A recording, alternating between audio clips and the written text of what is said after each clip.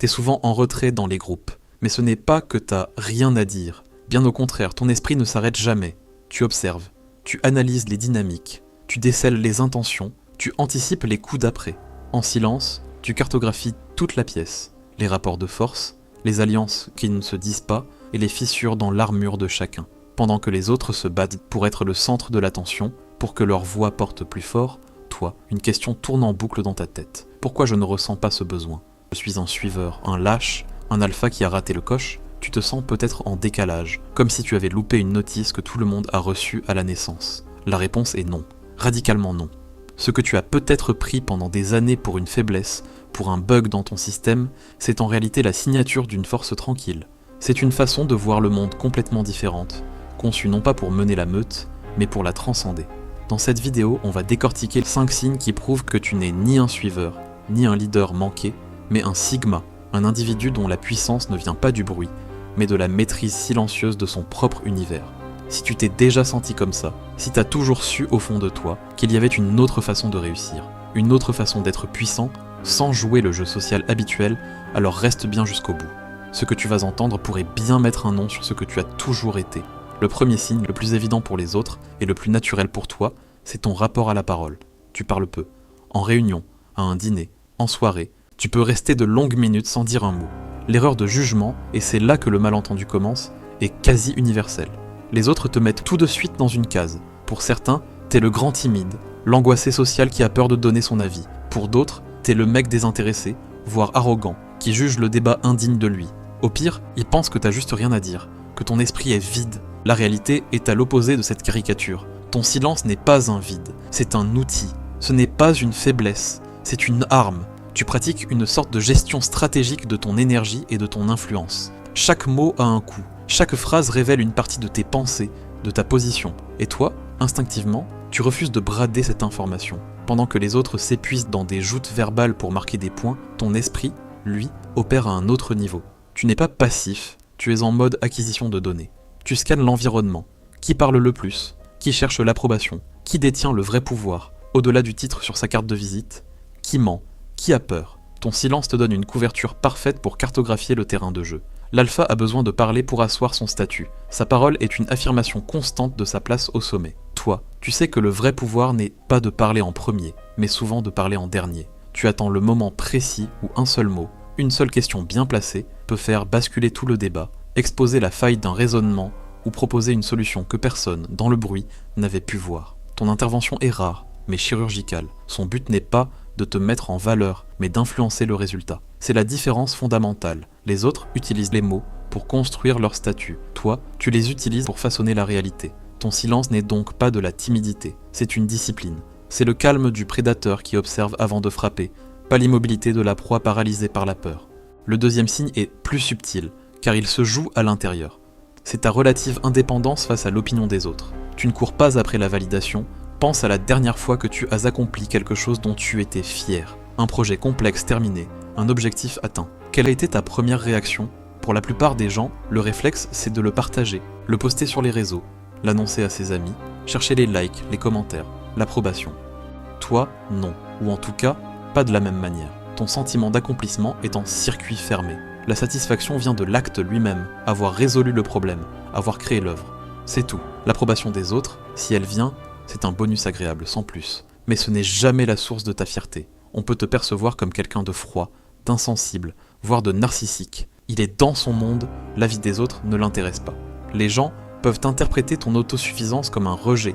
Ils ne comprennent pas que ton système de récompense interne fonctionne juste différemment. La vérité, c'est que tu as en grande partie déconnecté ton estime de toi du jugement extérieur. C'est ce qui te rend incroyablement résilient et libre. Tu es moins sensible à la critique non constructive, car ton juge intérieur est bien plus exigeant. Tu es aussi assez immunisé à la flatterie, car tu sais exactement ce que vaut ton travail, sans qu'on ait besoin de te le dire. Cette autonomie te donne un avantage stratégique énorme. Tu peux prendre des décisions impopulaires mais correctes. Tu peux suivre des chemins que d'autres abandonneraient, par peur du ridicule. Tu peux te lancer dans des projets à long terme qui ne rapportent aucune gratification immédiate, parce que tu ne carbures pas aux applaudissements.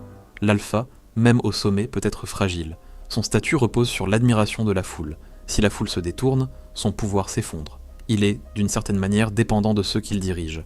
Le Sigma, lui, n'a pas de trône public. Il construit son royaume à l'intérieur. Ce n'est pas de l'arrogance, c'est de la souveraineté. C'est la différence entre chercher la gloire et incarner la maîtrise. La gloire dépend des autres. La maîtrise ne dépend que de toi.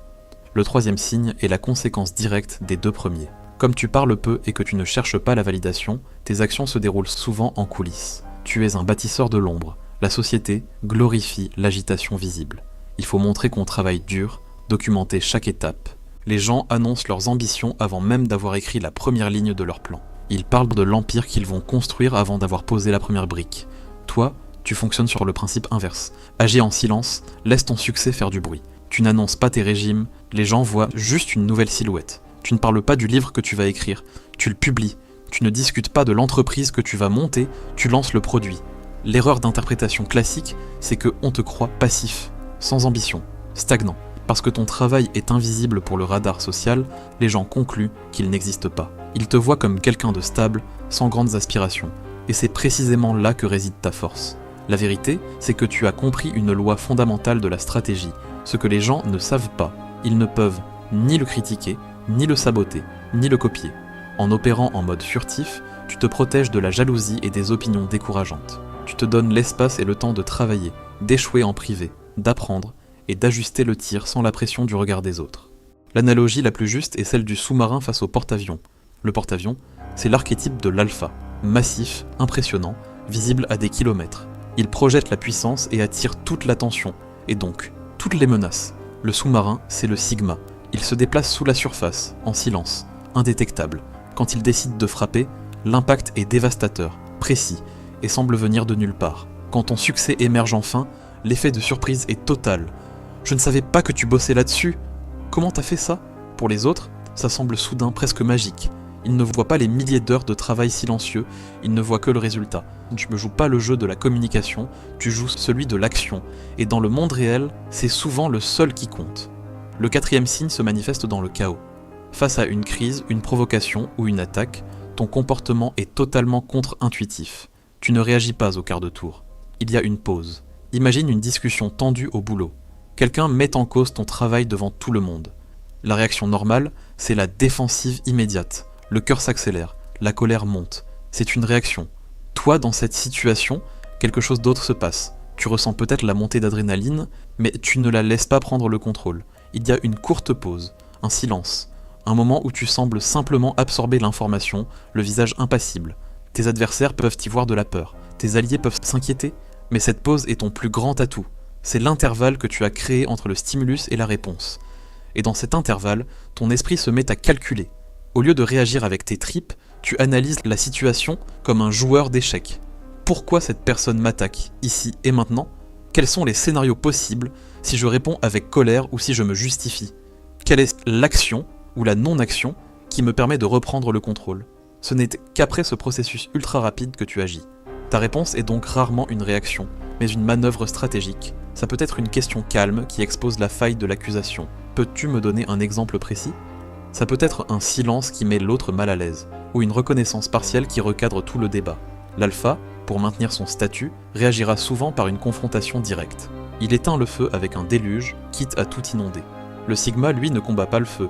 Il coupe son alimentation en oxygène. Ce calme sous la pression te rend incroyablement difficile à manipuler ou à intimider.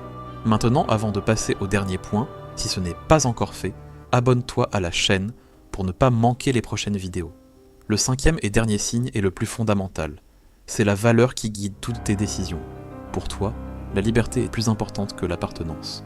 La plupart des gens sont guidés par un besoin profond d'appartenir à un groupe, une entreprise, une communauté. Pour ça, ils sont prêts à payer un prix, la conformité. Ils adoptent les codes, suivent les règles, grimpent les échelons prévus. Toi, tu es incapable de payer ce prix. L'idée de sacrifier ton autonomie pour la sécurité d'un groupe te semble être un marché de dupes. Tu te méfies instinctivement des hiérarchies rigides et des dogmes de groupe. Concrètement, t'es peut-être celui qui a refusé une promotion parce qu'elle impliquait plus de réunions inutiles et moins de liberté. Celui qui a quitté un groupe d'amis devenu trop conformiste. Celui qui préfère le risque du freelancing à la sécurité d'un job en entreprise qui l'étoufferait. La perception des autres est souvent négative. On te traite de solitaire, d'instable, d'individualiste. Il n'est pas un joueur d'équipe. On confond ton besoin de liberté avec une incapacité à t'engager.